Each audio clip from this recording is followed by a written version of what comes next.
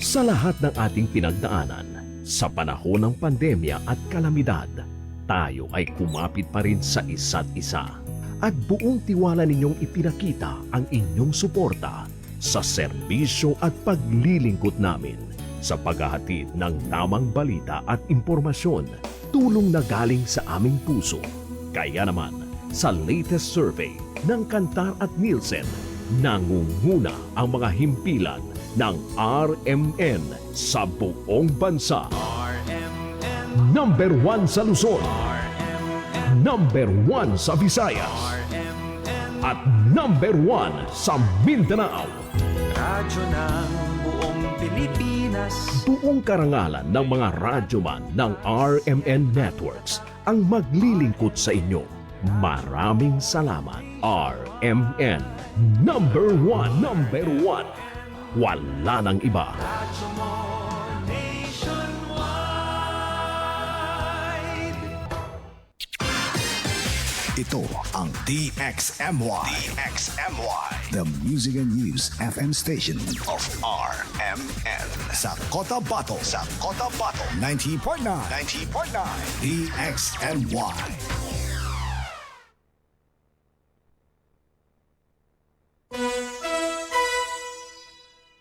Oras sa Pilipinas, sa next MY ganap ng alas 5 na po ng umaga. Tatak RMN.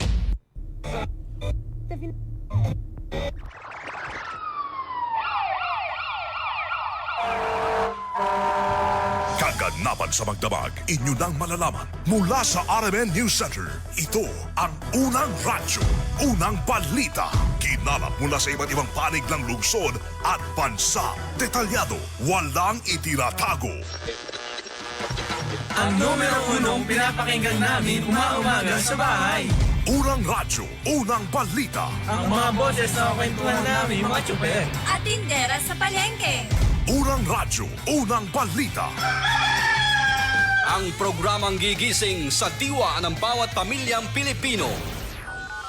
Unang radyo, unang balita. Tatak RMN, radyo mo nationwide. Sa pong magandang umaga mga kasama, mga karadyoman, welcome sa programang Unang Radyo ng Balita. Ngayong 9 na po sa buwan po ng June 2026 mga kasama. Kumusta mga ka-idol? Kami po umaasa na nasa maayos kayong kalagayan despite na may mga paglindol natin pong naranasan kahapon dito sa Cotabato City at sa Mindanao. Tuloy lamang po ang buhay, ganoon talaga na may mga pagsubok sa ating buhay, pero kailangan po nating tuloy-tuloy lamang ang ating pong pamumuhay. Samahan niyo po kami hanggang alas 6 sa paghatid po ng mga balitang nakalap na niyo pong radyoman na sa nakalipas na 24 oras dito sa loob at labas nating pinakamamahal na Cotabato City sa napakarami po mga balitang dapat po ninyong malaman. Epekto po ng lindol o sa pinga politika dito sa ating lugar at dito rin po sa Kamaynilaan.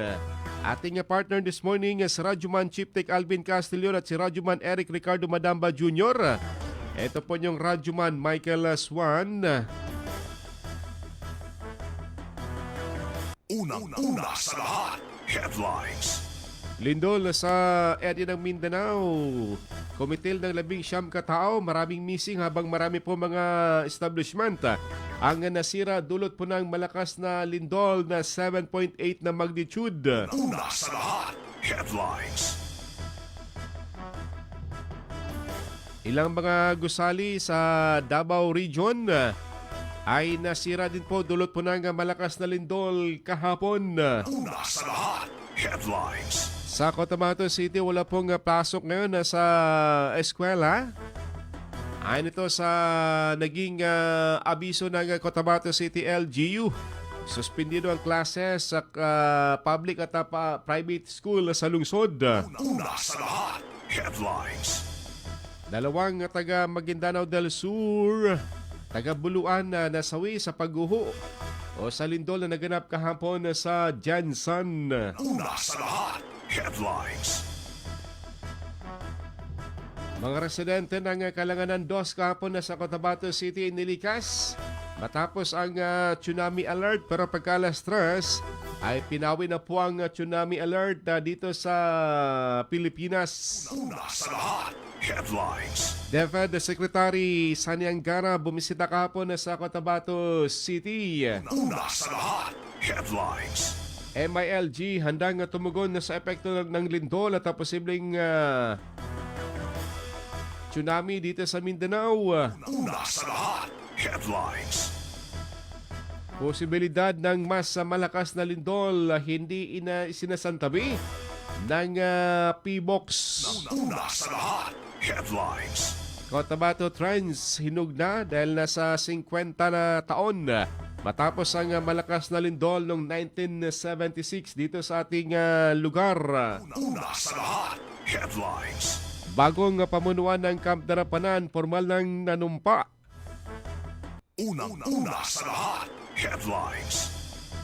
Mga natatanging tauhan ng Provar pinarangalan kahapon. Una sa lahat, headlines. Balitang nasyonal, Blue Ribbon. Sa paksyon po ni Erwin Tolpo, nagkaroon po ng hearing kahapon. Ngunit no showing ang 18 na mga dating marino. Una sa lahat, headlines.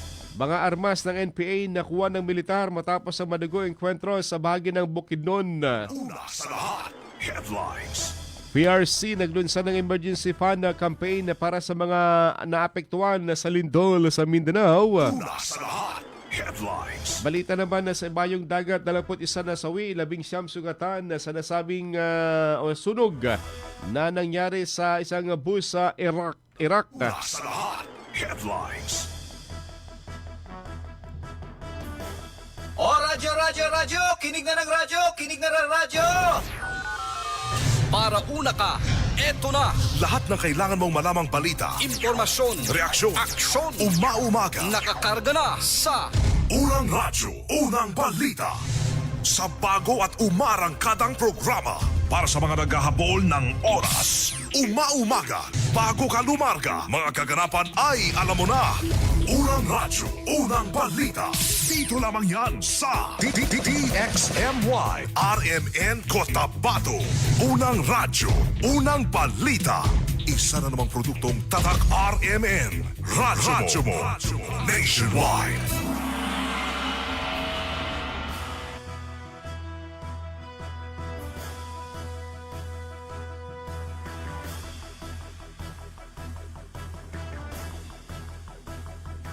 Muli isang magandang umaga mga kasama, mga karadyoman, welcome sa programang Unang Radyo ng Balita ngayong araw po ng Martes. May sesyon sa Sangguniang Panlungsod at sa Sangguniang Panlalawigan, ngunit wala pong klase sa lahat po ng antas dito sa Cotabato City dahil nga po dito sa patuloy na assessment ng City Engineering Office sa mga gusali ng mga paralan na pampubliko at pribado man sa lungsod. Dulot po ng 7.8 na magnitude na lindol kahapon. Para bang kakaiba yung opening ng klase kahapon ha. Una, malakas ang ulan kahapon ng umaga. Pagka pasado alas 7, 7:37. Ayun na yung lindol natin pong naranasan na kung saan ay napakalakas na lindol. Malakas dahil sa nakalipas na mga lindol natin naranasan, di ganun kalakas. At grabe yung pinsala na nangyari dyan sa bahagi po ng Sarangani sa Jensan, bagay dito sa bahagi po ng Davao Occidental. Katabi lamang po ng Sarangani Province at dito rin po sa bahagi ng Davao area, Davao del Sur. Dahil yung lindol ay sa bahagi po ng Celebes Sea. Saan ba banda itong Celebes Sea mga kasama? Yan po ay unahan po ng Sulusi mga kasama.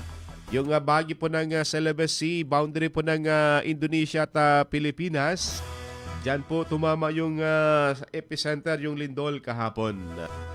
At dito rin po sa atin, sa Cotabato City, talagang ulan at lindol. Mabuti na lamang, yung lindol ay medyo maaga-aga, hindi po nakapasok na sa mga paralan yung mga estudyante. Kaya't kahit papano yung epekto ay hindi po gaano karamihan ang nasawi. At hindi po yung isang galawan na malakas. Kumbaga nakagawa pang makatakbo yung mga kababayan po natin papalabas ng mga establishmento mga kasama. Pero magpaganoon pa man, napakarami po mga nasawi sa bahagi po ng Jensen ha. Dahil umabot na po sa 19 kahapon yung nasawi at wala pa dyan yung mga missing. At wala pa rin dyan yung mga tao dito, yung mga hinahanap pa sa mga sandaling ito mga kasama.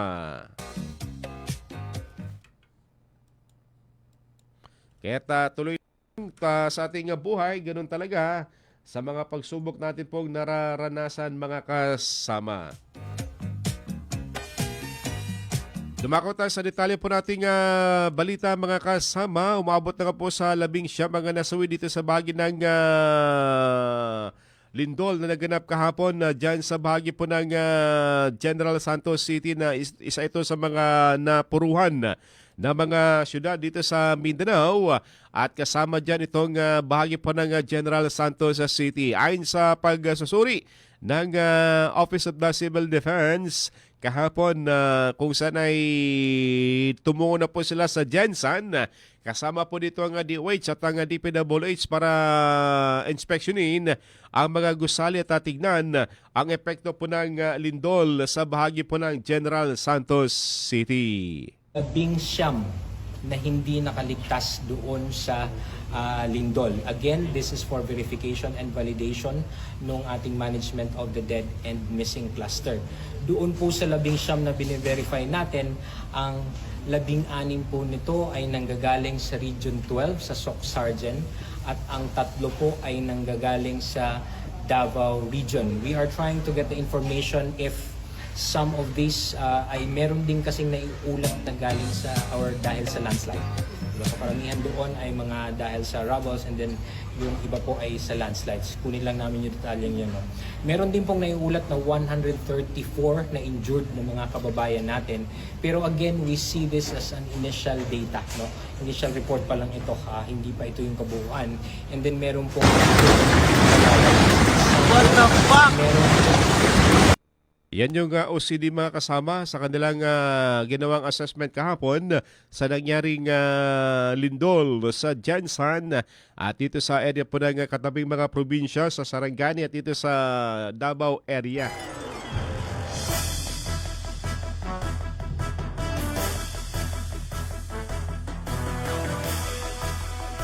Sa iba pang balita mga kasama ay naman sa P-Box.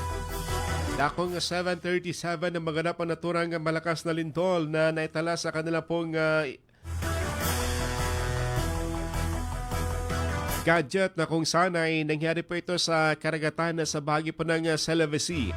Ayon pa kay Engineer Rainier Amil Bahar, nasa 7.8 magnitude na naturang lindol na kung saan tumama ang intensity 7 na lindol sa bahagi po ng General Santos City at sa area ng Sarangani Bay na kung saan kapag ganun kalakas yung naturang lindol ay hindi na po makatayo. Talagang matutumba ka talaga kapag intensity 7 ang lindol.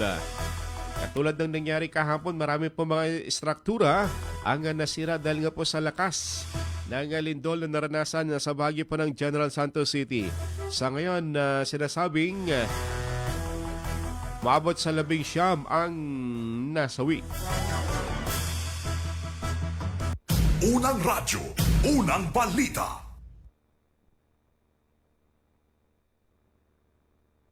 Nung una ko makita yung automatic plotter namin, pumapalo siya bandang Indonesia. So sabi ko, we have nothing to worry. So the same pala kami ng impression nung Manila office namin na nung makita namin na malayo, we have nothing to worry. Now, as the time goes by, nagre-replot yung computer, lumalapit hanggang sa napansin namin yung mga yung mga instrumento namin na silid, pumapalo yung wave. So doon namin agad na-realize na local pala yung quake, andito pala sa atin. And then noong hindi kasi basta-basta agad antayin natin yung data papasok lahat. So upon gathering of all the data, ang computation natin is magnitude 7.8 at ang lalim nito is about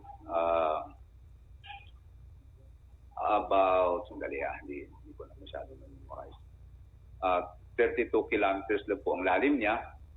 at naka-generate siya ng tsunami. No, 33 kilometers ang lalim niya at naka-generate siya ng tsunami. One thing is good, nakabigay po tayo agad ng tsunami alert na nag-a-advise ng strongly evacuate the seaside of facing southwest ng Philippines. So, nakabigay po tayo agad ng ganung advisory.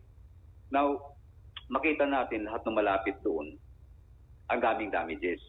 Jensan, pati hanggang Balut Island. Balut Island, may mga namatay pa ata at hindi naman bumagsak pero basag yung pantalan nila.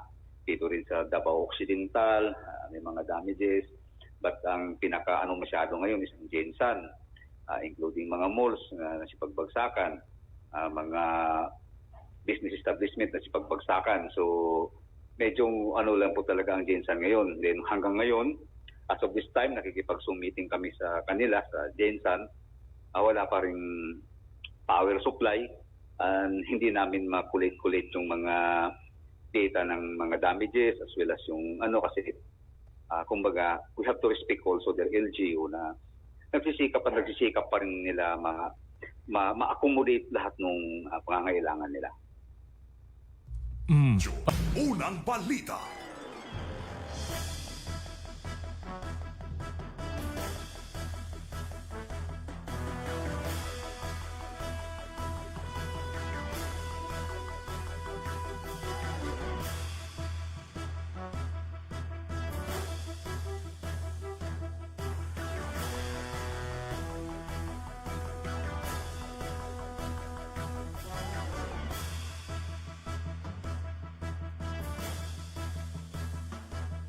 Samantala, hinimok naman ni Engineer Amil Bahar ng PBOX sa Cotabato City ang mga residente na manatiling alerto kasunod ng naturang magnitude na 7.8 na lindol na naitala sa bahagi po ng General Santos City at dito sa bahagi po ng Sarangani kung may malakas na pagyanig sa mga baybayin na dagat.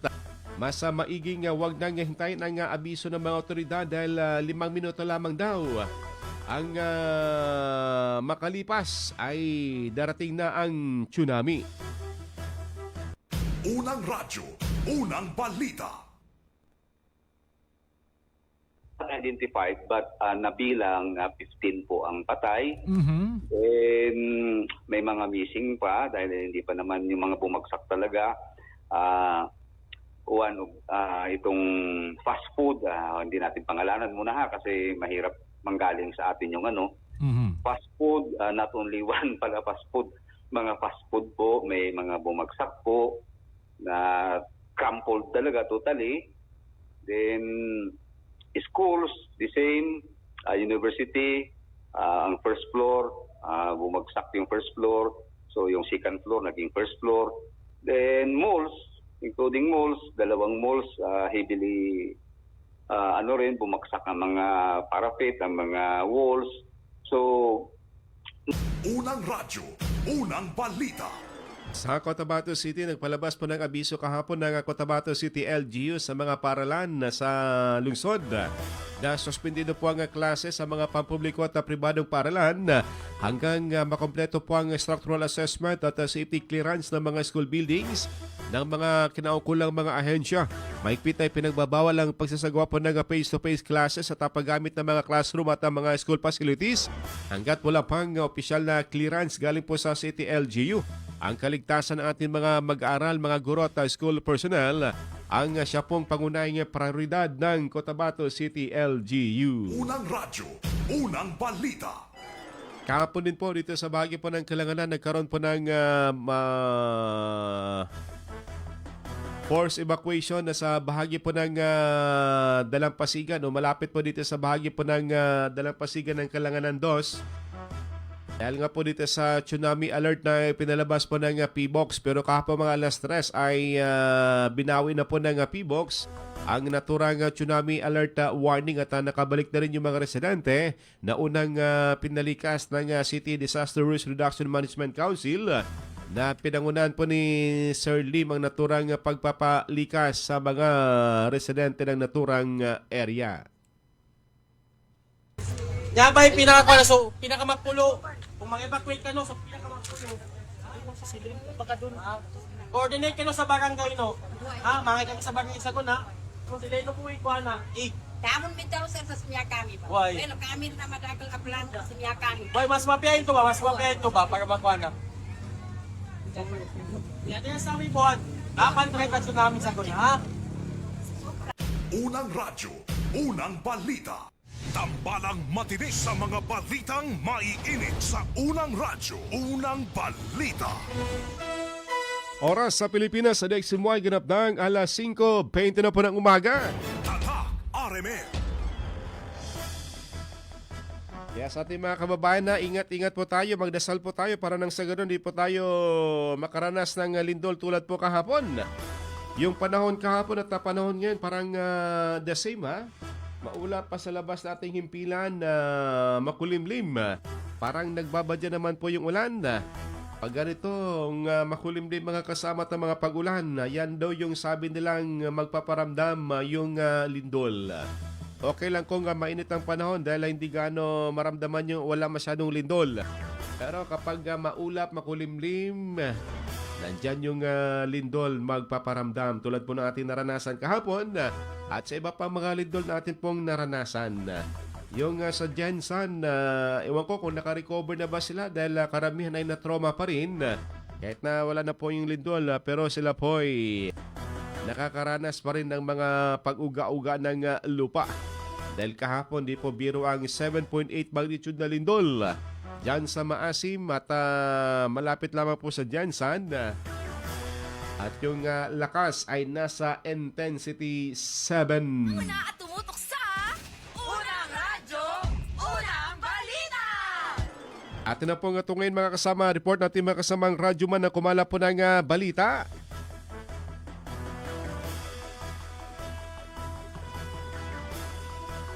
At unahin ng si Radyoman.webs abang bypass ng RDU na uwi sa madugong operasyon.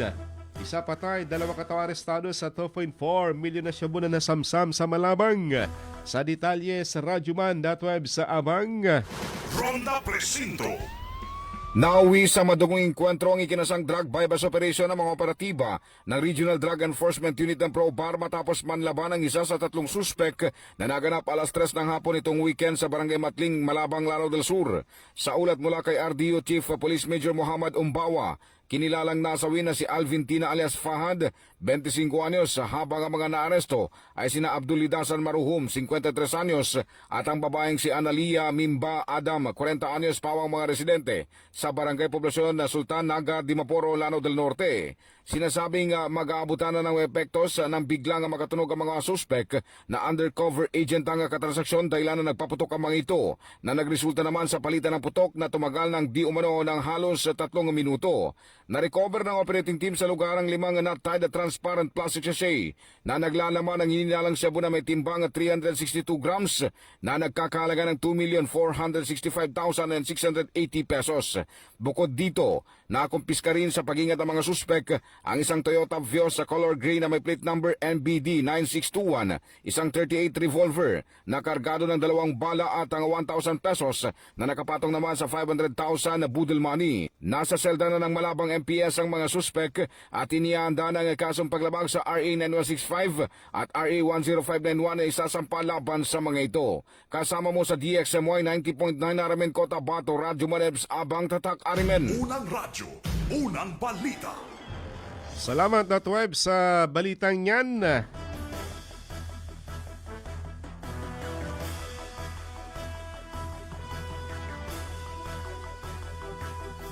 Samantala, away ng 2 magkaridong pamilya matagumpay na sagawa ang reconciliation sa bahagi ng Kadayangan. Sa detalye si Radyoman Maestro Rahi Bansaw.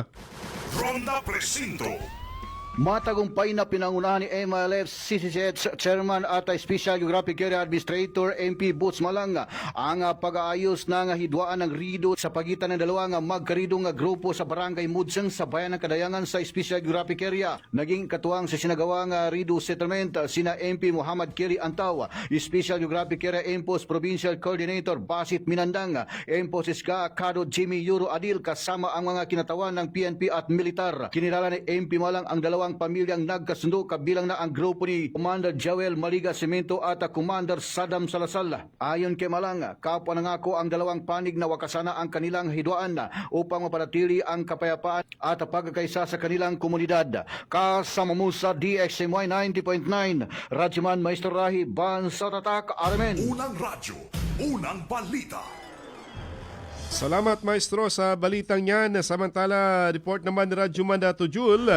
Isa patay, ilan pang kabataan na taga-Buluan na missing habang nasa beach. Matapos tumama ang lindol sa Jansan. Sa detalye, si Radyoman Dato Jul di Mapalaw. Ronda Presinto.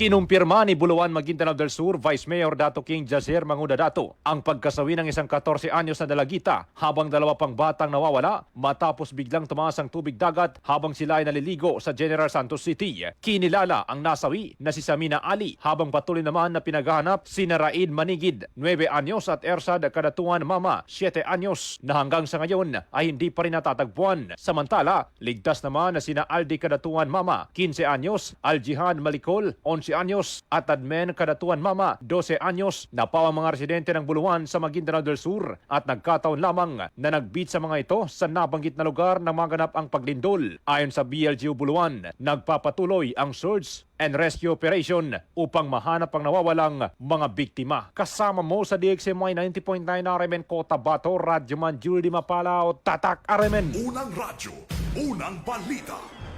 Salamat Dato Jul sa balitang yan. Samantala, dakwa natin na report naman ni Radyoman na Daisy Mangod. 214 na mga residente sa Buldon na bigyan po ng libreng birth certificate at ng national ID. Sa detalye sa Radyoman Daisy Mangod. DXMY RMN Report. Nasa 214 na individual ang matagumpay na nakapagrehistro sa isinagawang mobile free birth registration at national ID registration sa mga barangay ng Nuyo, Kalimpang at Mataya, Buldon, Maguindanao del Norte. Pinangunahan ng Ministry of Social Services and Development o MSSD sa tulong ng Japan Embassy at mga katuwang na organisasyon ang aktibidad upang mailapit ang mahahalagang government services sa mga komunidad. Pangunahing nakinabang ang mga batang hindi pa rehistrado at mga individual na wala pang birth certificate o national ID. Layunin ng programa na mabigyan sila ng legal na pagkakakilanlan upang magkaroon ng mas madaling akses sa edukasyon, serbisyong pangkalusugan at iba pang benepisyo ng pamahalaan.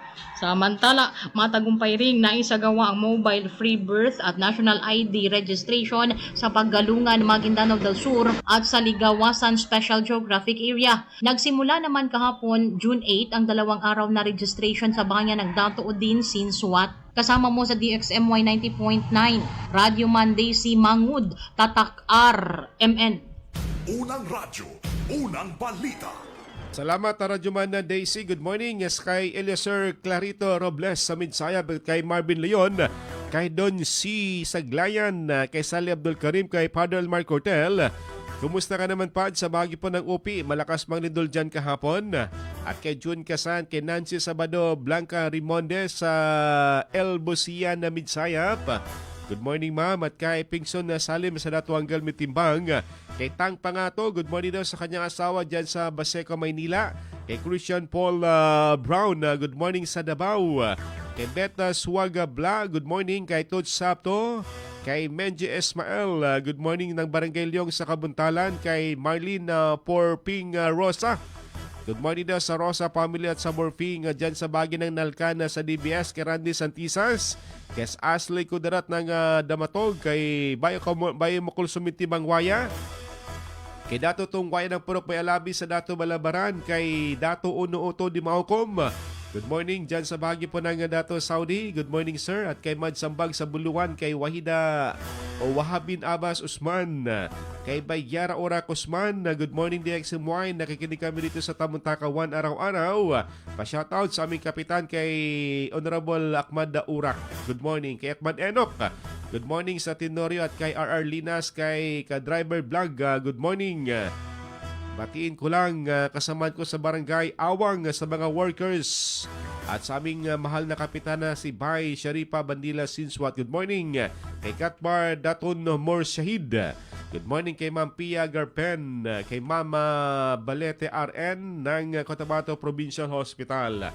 Oras ganap ng 5:20 na po ng umaga. Oras na para tayo po humigop ng Muscle Money Strong Coffee para may lakas tayo sa buong maghapon. Mga unang balitang kailangan mong malaman. Mga isyung huhulma sa inyong kaisipan. Unang radyo, unang balita.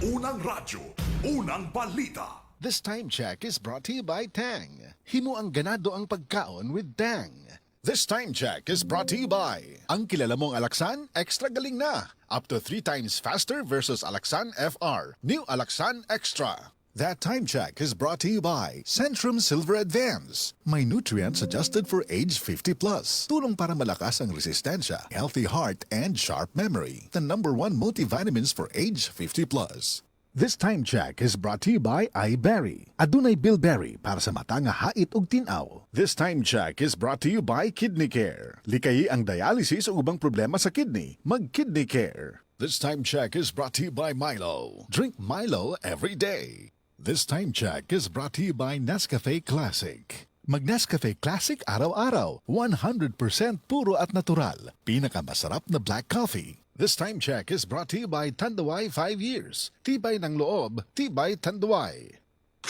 Ano ba yan? Isa pa nga. Ayoko talaga. Can't get the perfect shot, mga idol. Kulang ba minsan ng confidence pag tinitingnan ng skin sa pictures? Nako, ganyan din ako dati. Parang laging dull ang skin. Kahit anong lighting, kahit anong filter, kulang sa kinang. Buti na lang, gumamit ako ng bagong White Rose Papaya. May double whitening ng papaya extracts and vitamin B3. Clinically proven magpaputi in as early as 7 days with regular use. Papaya puti, papaya fast. Mga idol, eto na ang sagot. Available sa mga grocery stores at supermarkets nationwide. Bili na ng White Rose Papaya. Papaya puti, papaya fast. White Rose Papaya with vitamin B. Manufactured by ACS Manufacturing Corporation. ISO certified, world-class quality. ACS. Mula sa #1 Smart Dishwashing Paste. Ang galing-galing mo! Smart dishwashing paste ko. Pritong ulam na masebo, plato o kaldero. Tanggaling for everyday. Ganyan pag Smart ang dishwashing paste. May double tanggaling formula. Tanggal galing ang sebo at bakterya. Bahid para walang bahid, linis fantastic sa metal at plastic. #1 ko to! Tanggaling-galing mo, Smart dishwashing paste. Heavy duty linis bawat pahid. Smart Dishwashing Paste, manufactured by ACS Manufacturing Corporation. ISO certified, world-class quality. ACS.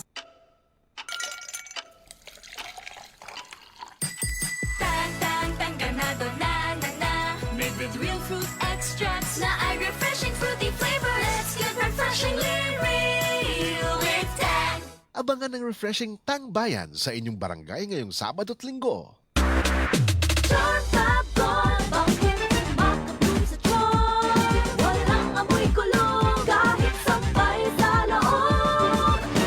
Charm Fabric Conditioner with Bloom Fresh Technology. May antibacterial na at ka-bloom sa bango ang damit.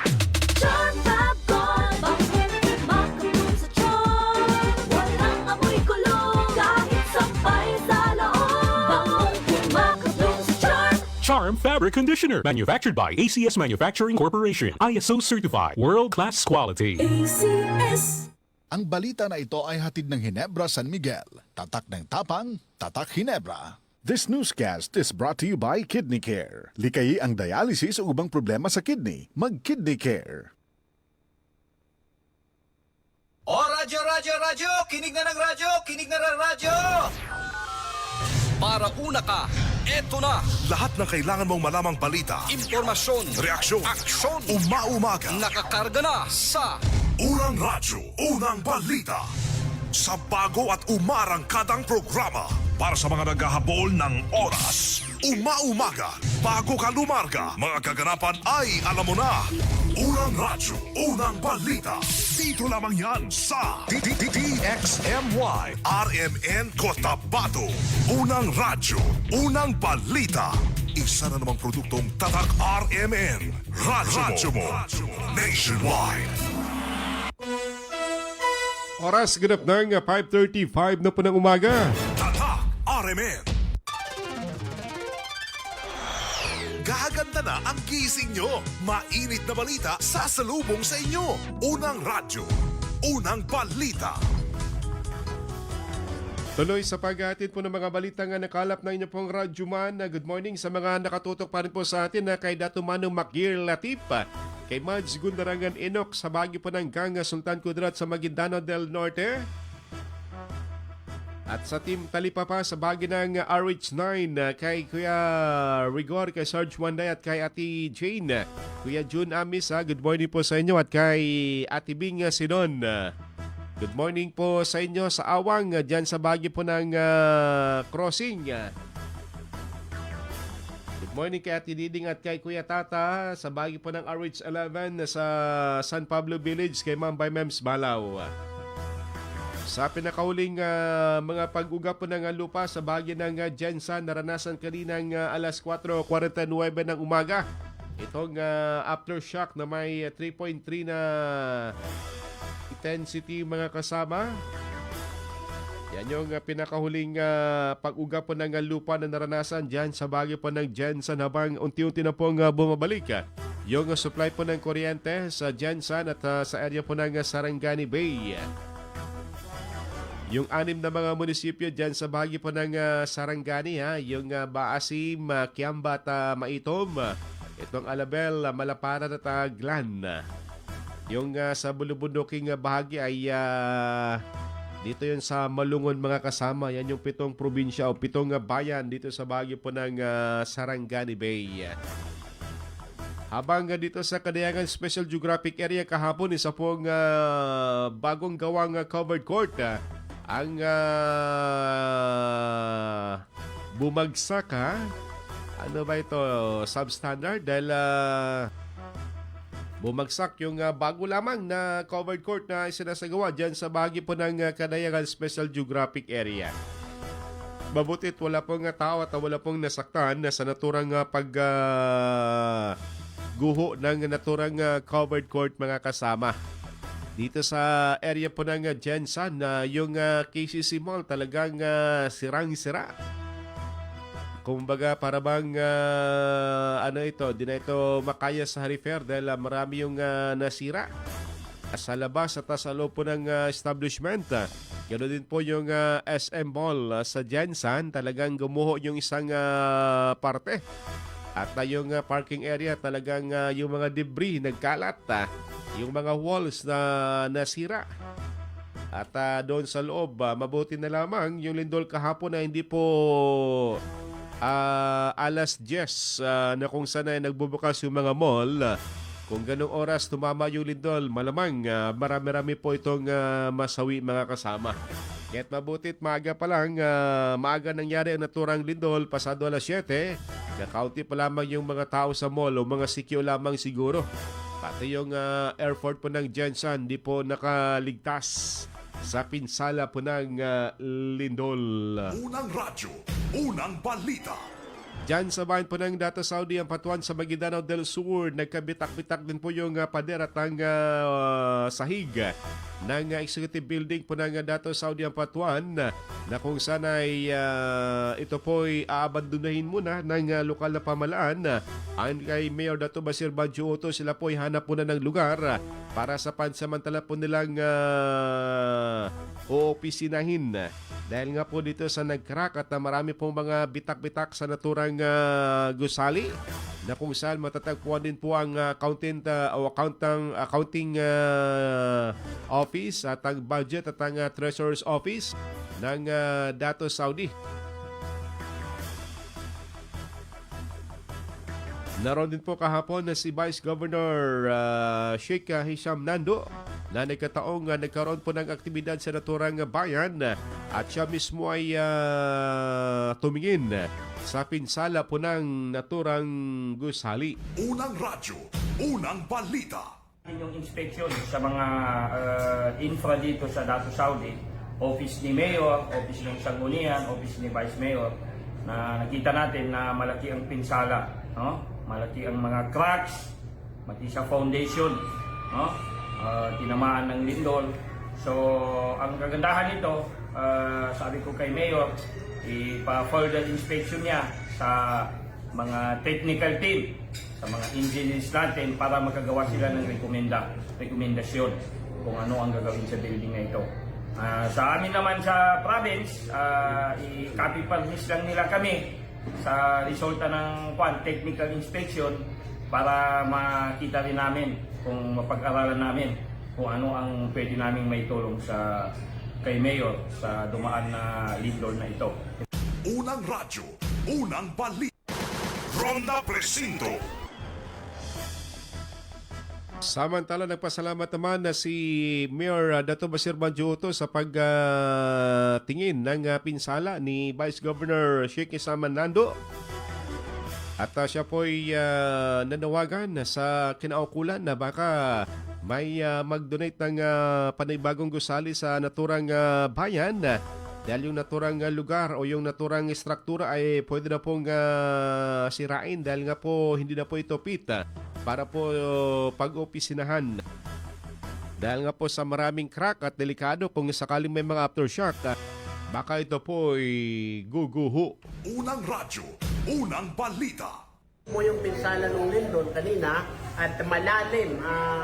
Mag-meeting kami ngayon ng mga head of office ko at temporary na ipapakait na muna itong building na ito kasi ang iniwasan natin dito magkaroon ng lindol ulit so baka may matrap sa loob.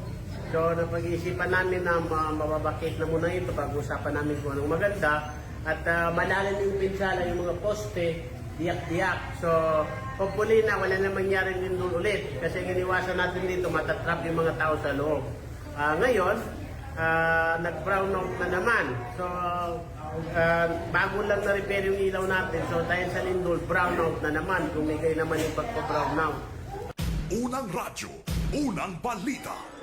Labis namang nagpasalamat si Mayor Dato Basir Banjo Oto sa Provincial Government ng Maguindanao del Sur kay Governor Dato Ali Mitimbang sa sinagawang Give Heart Medical Mission na kung saan nasa 3,000 kababayan po nito ang nakabiyaya ng libreng serbisyong medikal na kung saan libreng gamot, libreng check-up, bunot ngipin, dental check-up at libreng salamin sa mata, tuli, libreng tsinela sa tapiding program. Ang ilan lamang sa mga nabel ng mga residente, meron pang pamamahagi ng bags na may lamang mga gamit sa eskwela, bagong upuan, pamamahagi po ng bigas at itong Jollibee. Unang radyo, unang balita. Ito po, may Jollibee na, may bigas pa, libreng gamot, maraming doctors, may upuan na, may bag pa. Of course, sumabay tayo sa pagkalatang brigada eskwela at andyan lahat yung mga school principal natin, school head natin para sa gamitin nila sa kanilang eskwelahan para sa pangkalahatang brigada eskwela. Sila ay nagpapasalamat sa serbisyo ng probinsya ng Maguindanao, of course, ang regional government, ang ating regional chief minister Arturo Macacua. sa kanyang provincial government, Honorable Papakagya Timbang, Governor, Maguindanao Province. Of course, tayo dito sa bayan ay lubos-lubos natin nakikita yung kampante ng bawat isa sa mamamayan natin. Masaya sila sa ginagawa natin na serbisyo para sa bayan. Isa sa mga Unang radyo, unang balita. Tambalang matinis sa mga balitang maiinit sa unang radyo, unang balita. oras sa next mo ganap ng 5:44 na po ng umaga. Tatak RMN. Good morning sa mga nakatutok sa atin kay Bishop Ernie Moral sa bahagi pa ng Episcopal Diocese sa Southern na Philippines. Kumusta Fads dyan sa inyong area? Kumusta dyan sa bahagi pa ng Zamboanga? Naramdaman nyo ba yung lindol din kahapon na Bishop? Kay Father Elmar Cortel at kay Father Francis June Imperial, good morning po sa inyo. Ating balikan nyo ating mga kasamang radyoman na kumala po ng balita. Ating balikan sa radyoman.webs. Tulak droga. Arestado sa Mother Barangay Bagwa sa Cotabato City. Sa detalye sa radyoman.webs sa Abang. Ronda Presinto.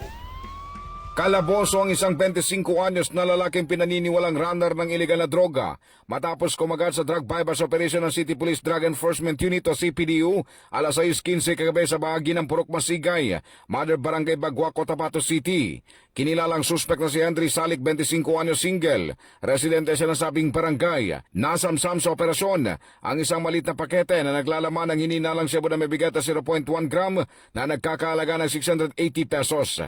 Inihanda ng kasong isasampa laban sa suspect sa ilalim ng RA 9165 o Comprehensive Dangerous Drugs Act of 2002. Kasama mo sa DXMY 90.9 RMN Cotabato, Radyo Manebs, Abang, Tatak RMN. Unang radyo, unang balita. Salamat at web sa balitang yan. Samantala, mamaw naman lalaros ng Ateneo na sawi matapos malunod. Sino kaya ito? Ating adakwan sa detalye sa Radyoman Dato Jul di Mapalaw. Ronda Presinto. Kinumpirma ng Ateneo de Manila University ang pagpanaw ng kanilang student athlete na si Rene Clert Baterbonia, isang umusbong na basketball player na kinilala bilang Most Valuable Player o MVP ng 2025 palarong pambansa. Ayon sa report, nasa isang team building activity sa isang beach resort sa Dipakulaw, Aurora Province si Baterbonia nang mangyari ang insidente. Kahapon ng hapon kung saan siya ay naiulat na nalunod kasama ang isa pang individual. Ayon sa pamunuan ng naturang paralan, nagdulot ng matinding lungkot sa kanilang komunidad ang biglaang pagkawala ng kanilang atleta na kilala si Baterbonia sa larangan ng basketball matapos itanghal bilang MVP noong 2025 palarong pambansa at kamakailan lamang ay muling naging tampok bilang bahagi ng Davao Eagles competition ng 2026. Nagpaabot naman ng pakikiramay ang Ateneo sa pamilya at mga kaanak ng yumaong atleta habang patuloy na iniimbestigahan ang nasabing insidente. Kasama mo sa DX90.9 RMN Cotabato, Radyoman Julie Mapalaw, Tatak RMN. Unang radyo, unang balita. Salamat Tato Jul sa balitang yan. Balikan natin sa Radyoman na Maestro. Sa kanyang report mga kasama.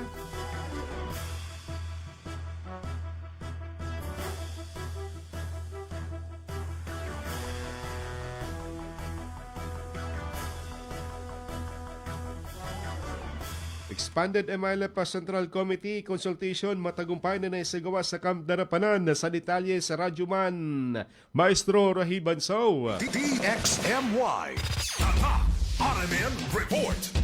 Pinangunahan ni MILF Chairman at Amirul Mujahideen Al-Haj Murad Ibrahim ang isinagawang Expanded Central Committee Consultation and Current Issues and Concerns ng Moro Islamic Liberation Front o MILF sa Camp Darapanan sa Bayan ng Sultana Kudarat sa Maguindanao del Norte. Dinaluhan ang pagdipo ng mahigit 1,000 opisyal ng Bangsamoro Islamic Armed Forces o BIAF sa iba't ibang lugar sa rehiyon. Kabilang na sa mga dumalo sina Base Commander Whiskey Hasim, Commander Abu Adsam, Commander Masulot Mintog at Special Geographic Area Emboscado Jimmy Yoro Adila, kasama ang iba pang mga leader at opisyal ng organisasyon na tinalakay sa konsultasyon ang mga mahalagang usapin at kasalukuyang mga isyong kinakaharap ng organisasyon ng Bangsamoro. Kabilang ang pagpapatatag ng kapayapaan, pagkakaisa at patuloy na pagpapaunlad sa komunidad.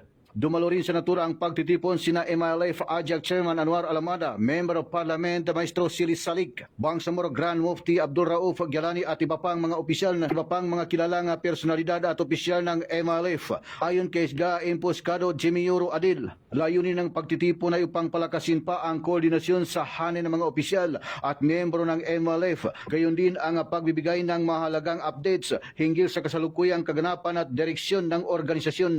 Naging matagumpay ang pagtitipon at nagsisilbing daan upang higit pang mapagtibay ang pagkakaisa at kooperasyon ng mga leader at miyembro ng More Islamic Liberation Front sa pagsulong ng kapayapaan at kaunlaran sa Bangsamoro. Kasama mo sa DXMY 90.9, Radyoman Maestro Rahi, Bansa Tatak, Armen. Unang radyo, unang balita. Salamat Maestro sa balitang yan. Balikan natin sa Radyo Monday si MILG na kalob ng pinahusay. Nakasanayan sa dokumentasyon sa barangay at SK Secretaries. Sa detalye sa Radyo Monday si Mangod. DXMY. RMN Report. Patuloy na pinalalakas ng Ministry of the Interior and Local Government o MILG ang pamamahala sa antas ng komunidad sa buong Bangsamoro Region sa pamamagitan ng matagumpay na pagsasagawa ng Documentation Skills Enhancement Training para sa barangay at sangguniang kabataan secretaries.